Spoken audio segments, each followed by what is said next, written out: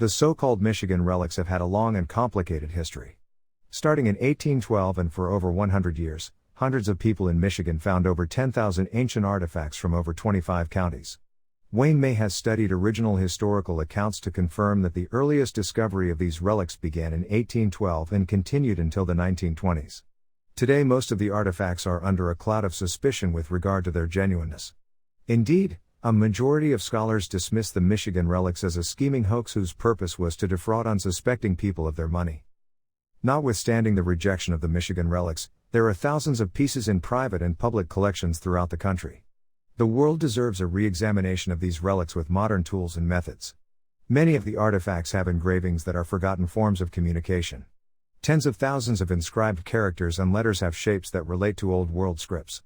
Linguists and code breakers have a major job of bringing the lost meanings to the attention of our modern world.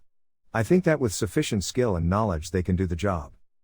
In this article, I want to focus on specific astronomical events in Michigan skies that took place in a 12-hour period of one day in the 4th century.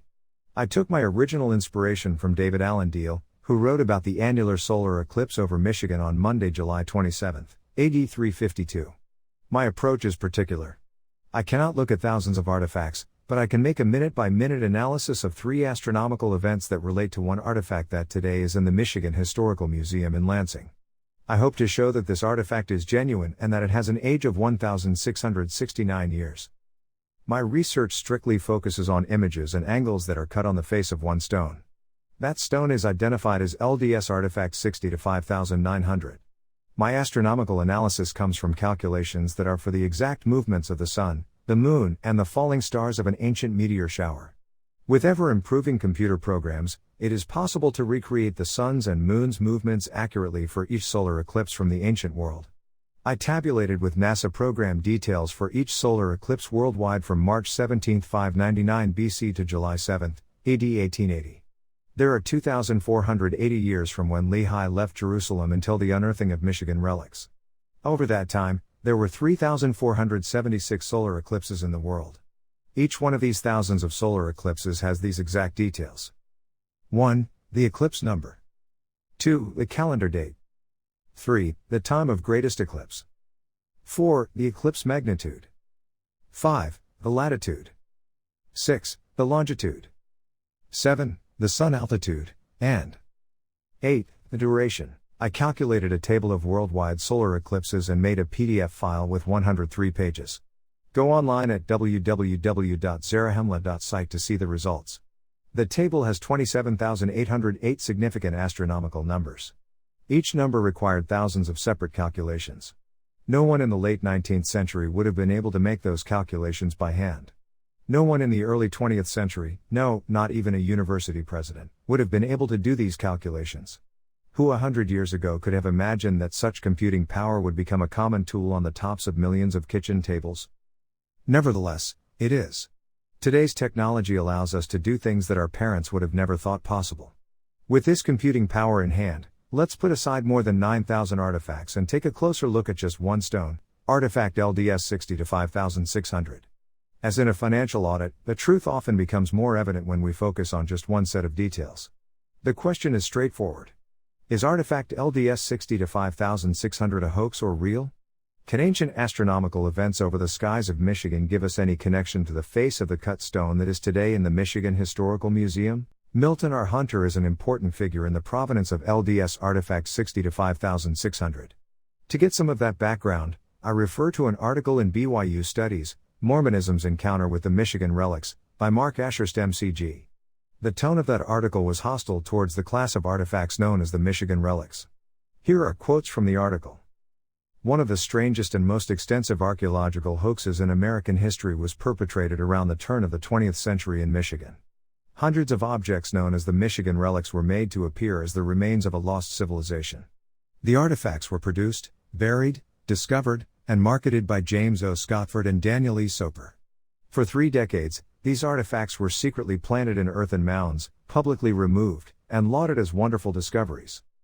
40 years after the digging stopped, the Michigan Relics captured the attention of Milton R. Hunter, the president of the New World Archaeological Foundation. Hunter, who was also a general authority in the Church of Jesus Christ of Latter-day Saints, researched and wrote about archaeological evidence regarding the Book of Mormon historicity. In 1960, he received a letter from two Latter-day Saint missionaries who discovered the Savage collection while proselytizing at the University of Notre Dame. In 1962, he visited Notre Dame to view them. He showed so much interest that Notre Dame gave him the collection. In the course of this transaction, Hunter learned of Ellis Clark Soper, who still had his father's collection. He contacted Ellis, who lent him a number of items. Hunter responded so favorably that Ellis decided to give him the entire collection. So, by 1963, Hunter had acquired the bulk of Scotford's productions. Before his death, Brother Hunter donated his collection of Michigan relics to the Church of Jesus Christ of Latter-day Saints. 30 years later, the church transferred these artifacts to Michigan State. On October 27, 2003, the Associated Press in Grand Rapids, Michigan, filed a report on the transfer of the relics. The tone of that article was also negative. It seems that the Michigan relics only get bad press. Here are a few sentences to give you the flavor of that report. Some of the now debunked Michigan relics, once considered by some influential Mormons as evidence of the Church's connection to a Near Eastern culture in ancient America, have a new home. For decades, the Mormon Church kept a large collection of the artifacts in its Salt Lake City Museum but never formally claimed them to be genuine.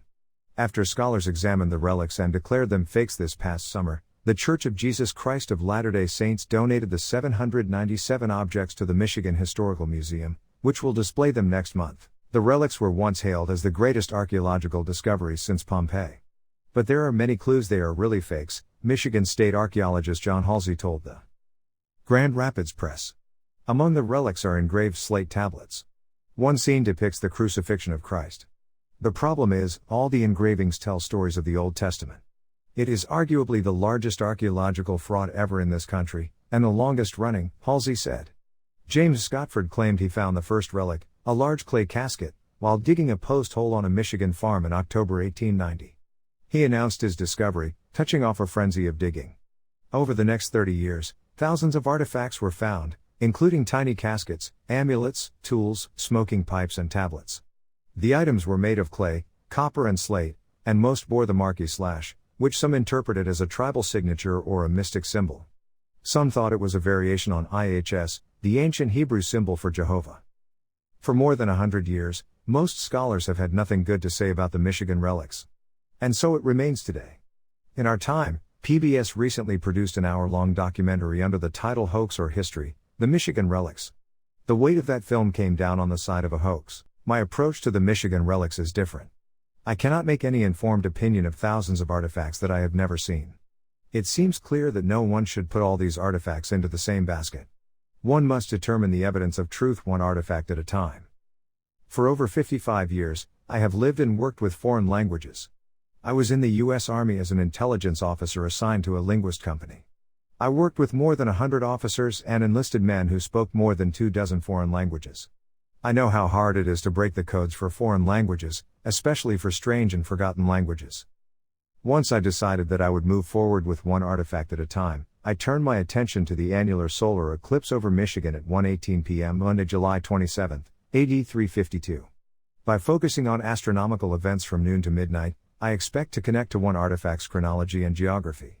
I understand the movements of the sun, the moon, and the stars and how they interact with each other on a minute-by-minute basis over 12 hours. I decided that the astronomical events that I wanted to calculate would have to be within a circumference of 150 miles around Detroit. Figure 1. Annular solar eclipse in skies of Michigan AD 352. After looking at artifact LDS 60 to 5600 for more than 100 hours, it became clear that the ancient person who created the stone art wanted to give testimony of two events in the sky that are close in time to each other. I suppose that the top half of the stone represented the day sky over Michigan and that the bottom half was a setting for the night sky. There was a noticeable astronomical event during the day, and about 12 hours later, there was a separate astronomical event that was equally noticeable. I assume that both events would have significantly influenced any person in Michigan looking into the heavens. No one who saw the two events in the summer sky would have forgotten them. The details of the events came from the sun's exact movements, the moon and the falling stars in a meteor shower. Some of you have personally witnessed the moon in its normal course covering the face of the sun. Of course, no one can change the movements of the sun and the moon.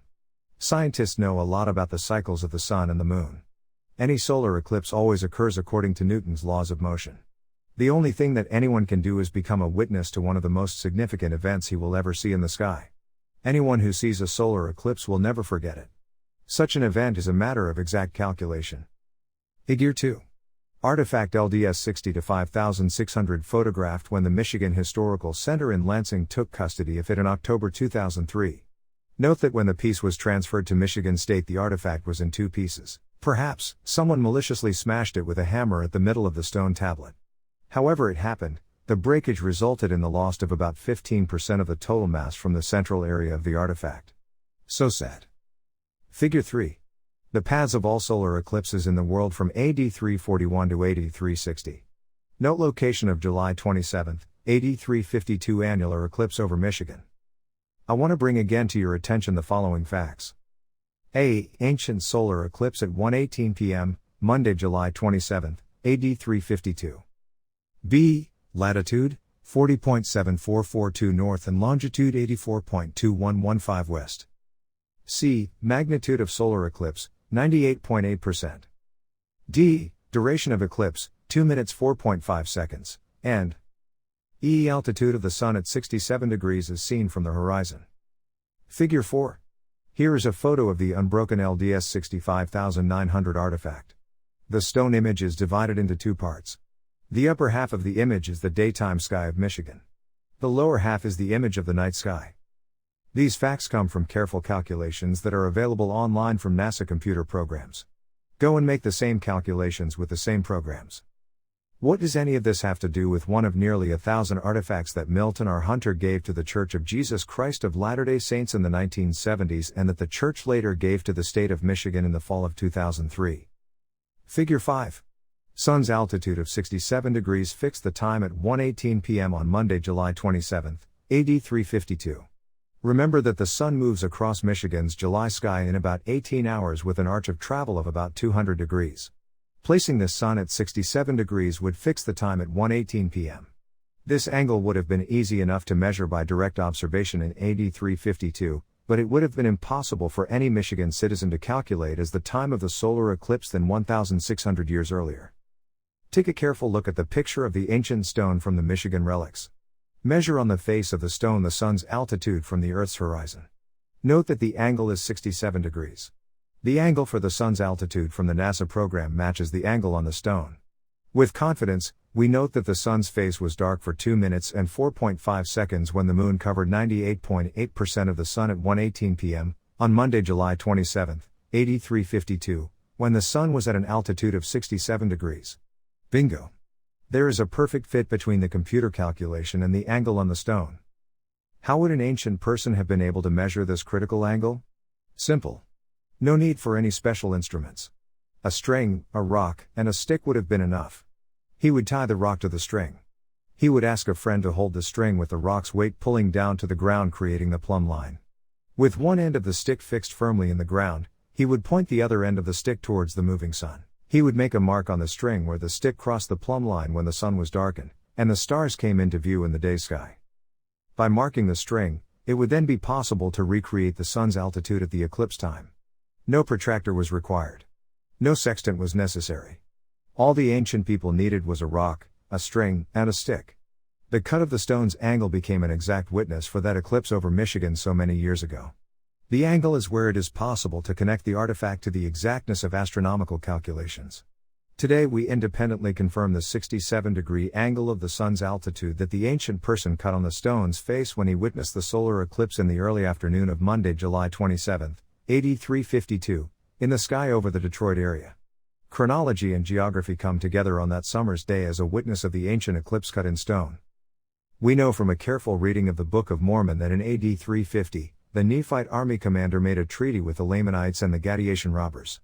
The Nephite army agreed to give up its claim to southern lands if their enemies would cease fighting and leave them in peace on the north side of a new border. The peace treaty made the new border where the Mississippi Valley rivers would come under the control of the Lamanites. By making this treaty, the Nephites hoped to remain at peace on the north side of a watershed border. Unfortunately, both sides would break the treaty, and 34 years later, large armies would gather at Cumorah, where the Nephites fell as they made a last stand. The cut stone of artifact LDS 65600 from Michigan has exact details. These details relate to an Ancient eclipse of the sun. The artifact clearly connects to an important event that occurred in the heavens, as seen from Michigan. No European farmer in Michigan in the late 19th century would have been able to calculate and replicate what is now identified from the stone's engravings. The ancient person who cut this drawing saw stars in the sky with the sun's darkening.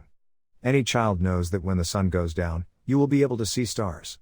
Nevertheless, in this artifact, as another confirmation of its authenticity, there were stars in the sky over Michigan in the 4th century during the day at the time of the solar eclipse.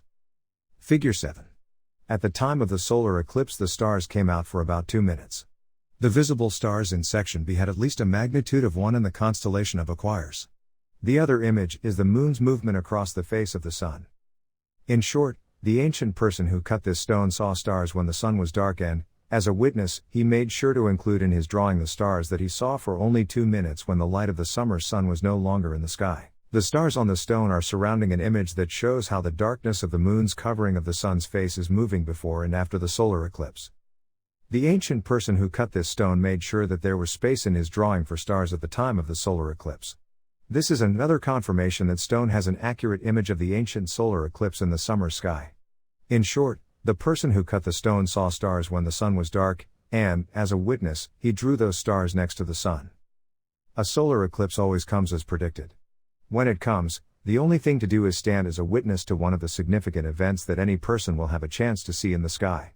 Those who see a solar eclipse never forget it. Such an event is a matter of exact calculation. We want to understand the frequency of solar eclipses and their uniqueness for particular times and places.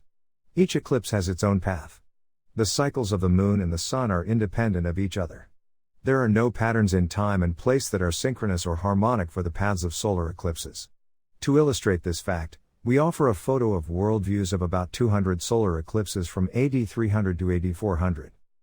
Each path of a solar eclipse has a point where the darkness of the moon's blockage of the sun's light reaches its climax. These movements make the location and time for the paths of solar eclipses into very complex calculations. When one considers the depiction of the stone solar eclipse for 352 AD, the Michigan Relic becomes even more remarkable in its details. We can say that the ancient person who made the drawing in stone was near Detroit when he saw at 1:18 p.m. Central Time, Monday, July 27, AD 352, an annular solar eclipse as the sun was at an altitude of 67 degrees above the horizon. He drew an image of this event in stone. The ancient person's identification of the annular solar eclipse in the 4th century with its specific characteristics is proof that this particular Michigan relic is an authentic artifact. Figure 8. The long and rambling Delta Aquarid shower is officially active from about July 12 to August 23 each year. Here is an illustration that shows the nominal peak on the night of July 27 to 28, AD 352. The annual Delta Aquarids result from the Earth passing through a cosmic trail of debris left behind by the sun-grazing comets Marsden and Crot. Every year between mid-July and August, bits and pieces of the disintegrated comet slam into the Earth's atmosphere. When this happens, falling stars rain down on the Earth like fire, producing spectacular streaks of light across the night sky. Because the new moon gave no light that night, the sky was dark, making ideal conditions to see the Delta Aquarids meteor showers full glory. At their peak on the night after the solar eclipse, the meteor showers produced anywhere from 10 to 20 shooting stars per hour. Because of the night sky's darkness, the falling stars were spectacular. The solar eclipse, the new moon, and the meteor showers made for the most active astronomical events for any 12-hour period of anyone living in that generation. We now have exact coordinates for connecting the LDS 60 to 5600 artifact to ancient America's chronology and geography. Figure 9. The Delta Aquarids meteor showers cut in stone for the night of July 27, AD 352. Figure 10.